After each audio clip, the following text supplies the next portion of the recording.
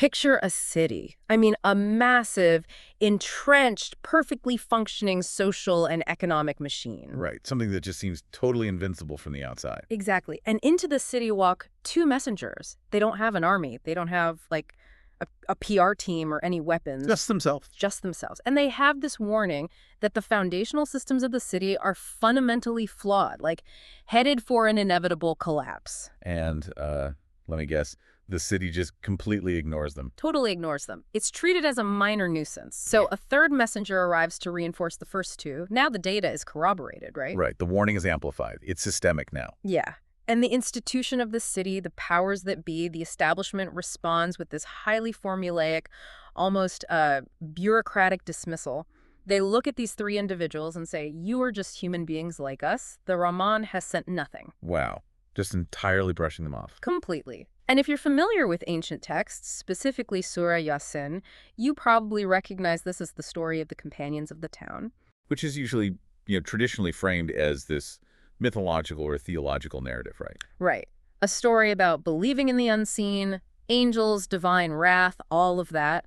But we have to strip that lens away entirely for this deep dive. Because we're looking at this through the framework of Allama Parvez. Exactly. A 20th century scholar who approached these texts not as mystical dogma, but as rational socioeconomic blueprints. I love that approach. Because when you remove the theology, what remains is, well, it's basically a surgical dissection of how institutions defend themselves against systemic critique. Yes. The establishment's response that you are just human beings like us, they think, it's not a theological debate at all. It's a highly predictable, calculated defense mechanism. I mean, it is the ultimate weaponization of ordinariness. The weaponization of ordinariness. Explain that a bit more, because that is such a crucial concept here. Well, think about it.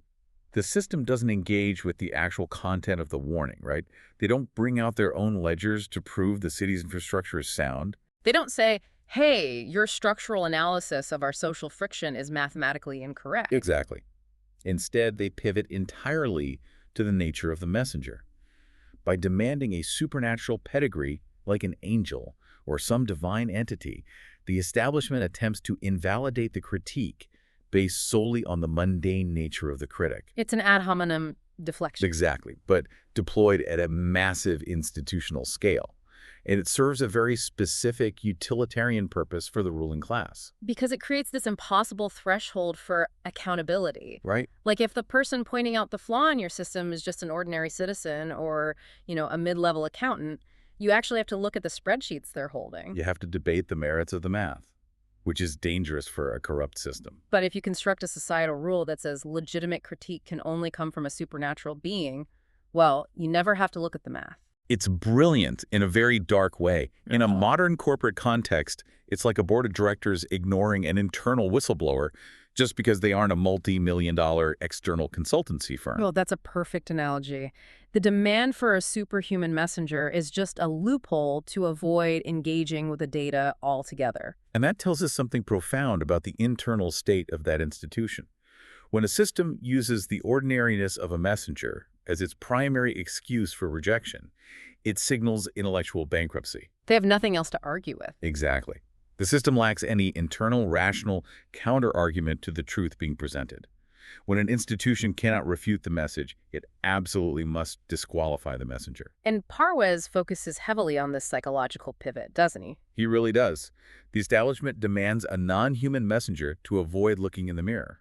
Because if the messenger is human, just like you, operating under the same, biological and physical constraints. It implies that you too have the capacity to see the truth. Right. And worse, it implies you have the responsibility to change your behavior. I want to push on that psychological aspect for a second, because it goes beyond just the ruling class protecting their power. It's also about pacifying the general population. Oh, absolutely. Because if an angel comes down with a flaming sword to point out the city's flaws, the average citizen can just say, well, they're an angel, they operate on a different cosmic plane. I can't be expected to live up to that standard or understand that complex geometry. Right, exactly. It completely absolves the populace of responsibility. But if Bob from across the street points out that the municipal water supply is slowly being poisoned by the city's factories. And Bob is exactly like you. He shops at the same markets, breathes the same air. Right, you have no excuse not to act. The system has to make Bob seem illegitimate or crazy, so the rest of the populace doesn't realize they actually possess the agency to change things. So the demand for a supernatural messenger is literally a demand to maintain the status quo. It's an assertion that human reason and human observation are somehow insufficient to diagnose systemic rot, And notice the structural progression here. Like we said, it started with two messengers. which in almost every legal or rational framework, two witnesses represent the absolute minimum evidence required to establish a baseline fact. You need corroboration to move from subjective opinion to objective reality. But the city ignores the baseline, so a third is sent. And this third messenger represents a systematic effort to break through the institutional cognitive dissonance. The evidence is mounting. The structural flaws in the city's operation are being pointed out with increasing volume, clarity, and corroboration. Yet the institution's response remains entirely static. You're just humans. The reinforcement doesn't trigger a reevaluation, it triggers a doubling down. Which is terrifying, really, because it highlights the rigidity that precedes a total societal collapse. The system is given adequate, systematically reinforced evidence of its own failure, and it just responds with a robotic talking point. But then this bureaucratic stalemate is shattered. And it's probably the most cinematic, disruptive moment in the narrative. Right, we move from this collective institutional rejection to a sudden, singular intervention. The text describes a man who comes running from the farthest part of the city. And Parwiz's socioeconomic reading of this geography, this physical distance, is absolutely crucial to understanding the mechanics of descent here. Let's unpack that. Because the farthest part of the city isn't just about him getting some cardio in. No, not at all. The term used is Akus al-Madina, the farthest end of the city.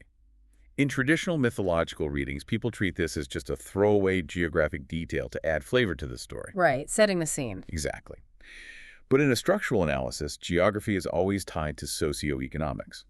In ancient urban layouts, just as in modern ones, the far end of the city away from the dense, chaotic, polluted center is where the elite reside. Ah, so it's the insulated zone. Yes, the comfortable classes, the ruling aristocracy, or at least the beneficiaries of the current order, they separate themselves physically from the friction of the general populace. So Parwiz reads this man as someone who emerges from a place of profound comfort and detachment. Exactly. Like the civil lines in British colonial India or the affluent gated suburbs of a modern metropolis.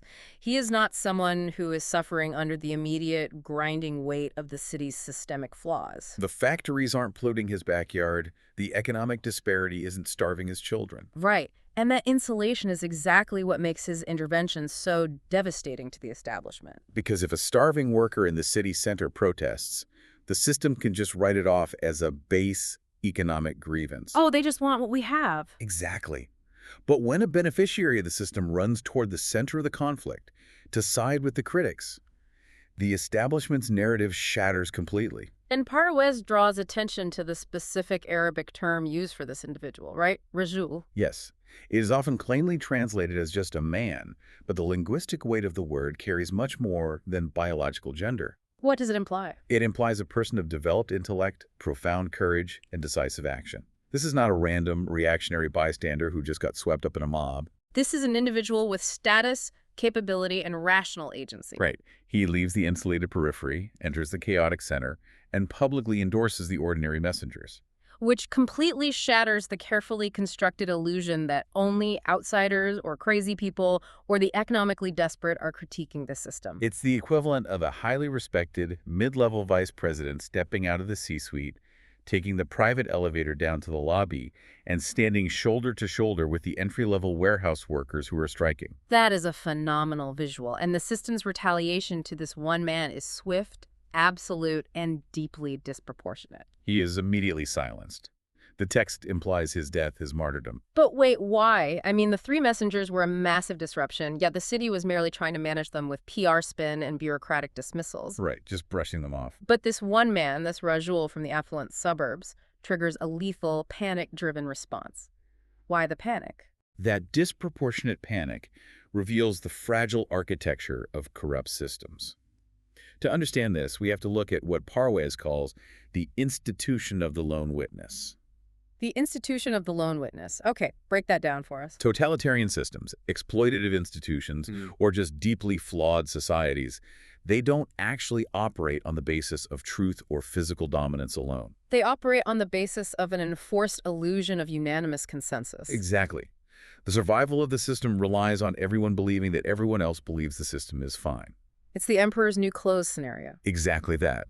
If 1,000 people outside the system scream that it's broken, the system doesn't panic. It just frames them as external enemies to unify the inside. Right. But if one single credible voice from within the sphere of influence stands up and speaks the undeniable truth, the illusion of 100% internal consensus is shattered forever. Wow. That one voice provides social permission for everyone else who secretly harbored doubts to finally recognize reality. It breaks the psychological spell of the crowd. Truth-speaking does not require a massive, mathematically superior audience to be valid. The very act of speaking the truth, even once, by one lone witness, is entirely self-validating. And the establishment eliminates him not because he poses a physical military threat. I mean, he's just one unarmed man. Right, he's not an army. They eliminate him because his single, undeniable voice of reason proves that the system's narrative is a lie. The lone witness demonstrates that the truth is visible to anyone willing to look, which is the most dangerous idea of all to a corrupt establishment. They kill him in a desperate attempt to restore the illusion of unanimity. But the irony is that the violence of the system becomes the ultimate confession of its intellectual bankruptcy. Exactly.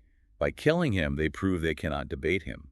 The act of silencing him only cements the validity of his critique. And we have to examine the actual argument this lone witness was making right before he was killed, because he doesn't give a grand mystical speech about the afterlife. No, he doesn't threaten them with lightning bolts or hellfire. He gives a hyper-rational, strictly economic justification for why he is backing these messengers.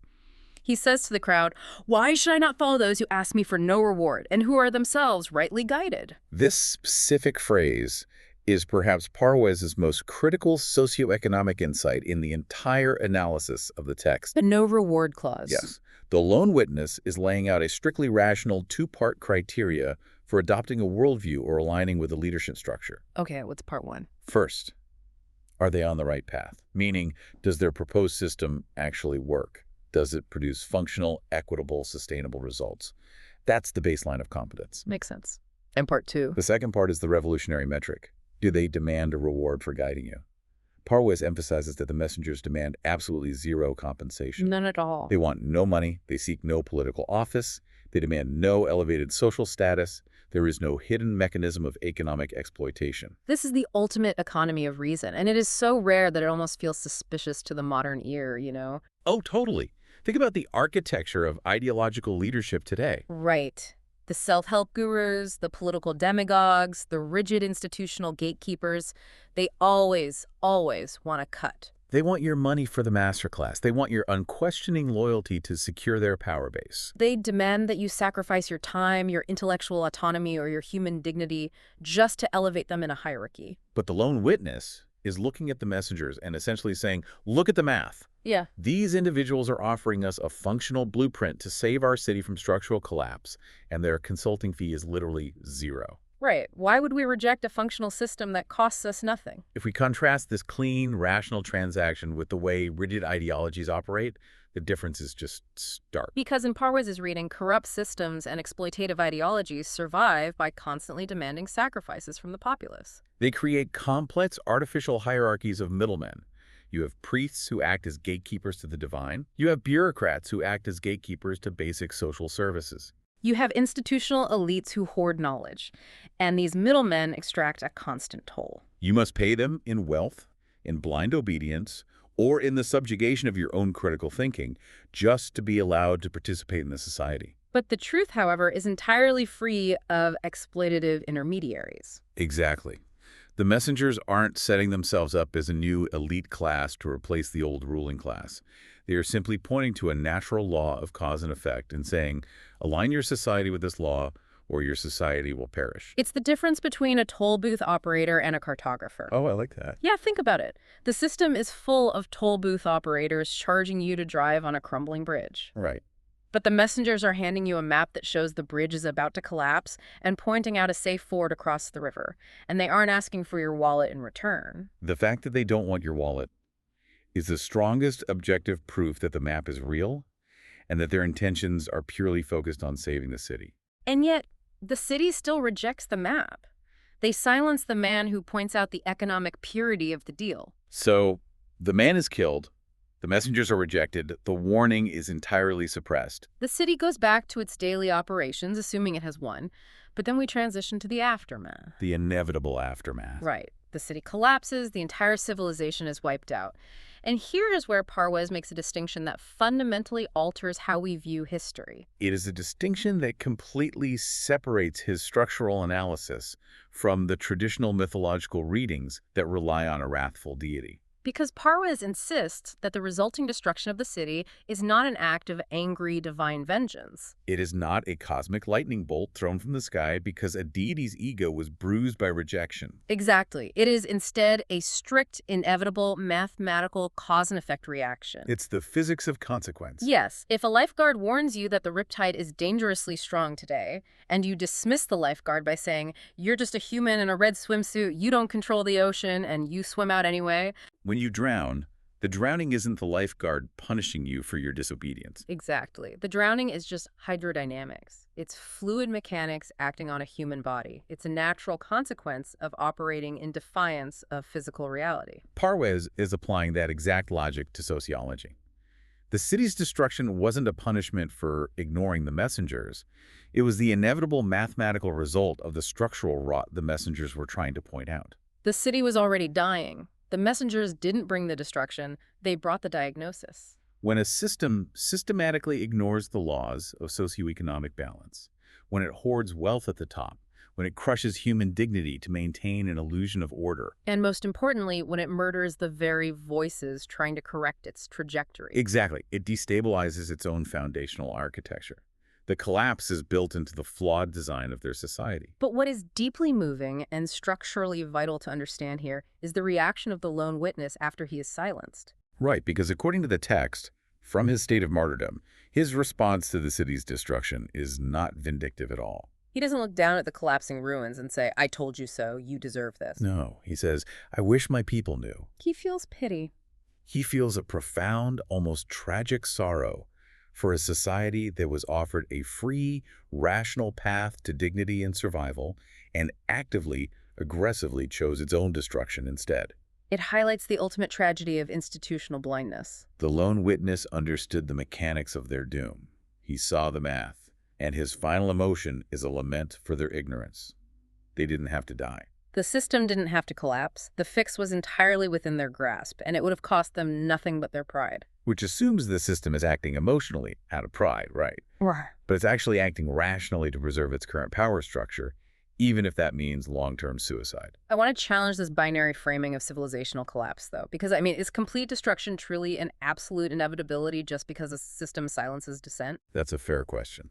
Because if we look at historical precedent or even modern geopolitics, we see deeply corrupt exploitative systems that seem to limp along for decades, sometimes centuries, silencing whistleblowers, crushing dissent, and ignoring structural rot. They don't just vanish overnight. Right. So why does Parwez frame this consequence as such an immediate, inevitable physics equation? That is a critical distinction to make, and to understand Parwez's structural diagnosis here, we have to deeply examine the function of a corrective mechanism within complex systems. Okay, let's get into it. Think of a civilization or an institution like a massive, highly complex cybernetic machine. Over time, any machine interacting with a changing environment develops friction. It develops wear and tear, resource misallocations, structural misalignments. Exactly. And the messengers, and specifically the lone witness emerging from within, represent the diagnostic sensors of that machine. They are the society's nervous system. Their function is to flag the friction, the pain, before it causes a catastrophic failure. They are the check engine light on the dashboard of the civilization. Yes. Yeah. Perfect analogy. Now, if you take a hammer and smash the check engine light, which is the functional equivalent of killing the lone witness, the engine doesn't explode that exact second. Right. The car keeps driving down the highway. The ruling class in the front seat looks at the shattered glass of the dashboard and says, "Problem solved. No more annoying red light." But they might limp along for miles, years, or decades, burning oil, grinding gears. But the inevitability of the explosion is now mathematically sealed. By destroying the sensor, the system has permanently blinded itself to its own internal state. It has severed its own feedback loop. And a system without a feedback loop cannot adapt to reality, and reality always wins eventually. Parwez argues that every destroyed civilization in history had its lone witnesses. They had their internal critics, their philosophers, their economic reformers. Look at the late Roman Republic, or the collapse of Bronze Age societies. The structural difference between a society that survives a crisis and one that perishes in the dustbin of history is not the absence of friction. It is simply the society's ability to absorb critique rather than eliminate it. Yes. A resilient system hears the whistleblower, investigates the claim, recalibrates its resources, and adapts. While a brittle system kills the whistleblower, maintaining the illusion of absolute perfection right up until the exact moment the foundation cracks and the roof caves in. That is a terrifying visual because it perfectly describes the brittleness of a system masquerading as strength. When the establishment eliminates the lone witness from the Aqsa al-Madinah, they think they are projecting overwhelming power. They think they're proving their invulnerability. But what they're actually doing is cementing their ultimate fragility. Because once that man is killed, no one else will ever warn them again. The remaining populace learns the lesson. Truth is lethal. So everyone remains silent, watching the water rise, waiting for the end. Wow. Let's pull all these threads together. Let's look at the overarching synthesis of what Parwez is outlining here, because it operates almost like an algorithm for societal death. We can view this entire narrative from Surah Yaseen as a master blueprint of systemic collapse. It operates in a highly predictable, step-by-step sequence. Step 1. The system is presented with the minimum required evidence of its flaws, the two messengers. Step 2. The evidence scales up to a systematic, corroborated effort, the third messenger. Step 3. The institution deploys an ad hominem defense mechanism, dismissing the messengers as merely human to avoid engaging with the objective data. Then we hit step 4. The lone witness, the Rajul, emerges from within the insulated class of the system itself to validate the objective argument. He uses a hyper-rational economic criteria to prove the validity of the critique. They ask for no reward. Step 5. The system, terrified of the illusion of consensus breaking, silences the witness through violence or excommunication. And the final step, step 6. The civilization dies from internal rot, completely blind to the physics of its own destruction because it intentionally smashed all of its own diagnostic sensors. Which brings us to Parwez's ultimate thesis. He is dismantling the idea that this ancient text is merely a cautionary theological tale about believing in unseen divine forces or worrying about punishment in the afterlife. He strips away the mysticism and presents it as a precise, ruthless, socioeconomic description of how rational systems die. Societies do not usually die from external conquest first. They die from the inside out. They die by systematically eliminating the very people whose job it is to keep them honest. When a society prioritizes the psychological comfort of its establishment over the necessary friction of the truth, it has already initiated its own collapse. The drowning is just a matter of time. It's an ancient narrative, but it maps flawlessly onto modern sociology. And that brings me to the final thought to leave you, the listener, with today. Something to really sit with. We've explored the collapse of ancient cities, the physical mechanics of systemic rot, and the psychology of the insulated elite. But bring this entire framework down to the micro level of your own life. Yeah, look at the institutions, the companies, the political parties, or even the small social circles you operate within right now. Think about the last time a lone dissenter stood up and spoke a deeply uncomfortable truth. When someone pointed out a fundamental flaw in the way your group is operating, what was the immediate reaction of the leadership? Did the system pause, look at the objective evidence, and engage with the argument? Or did it immediately attack the messenger's ordinariness, their tone, their background, or their motives just to avoid looking in the mirror?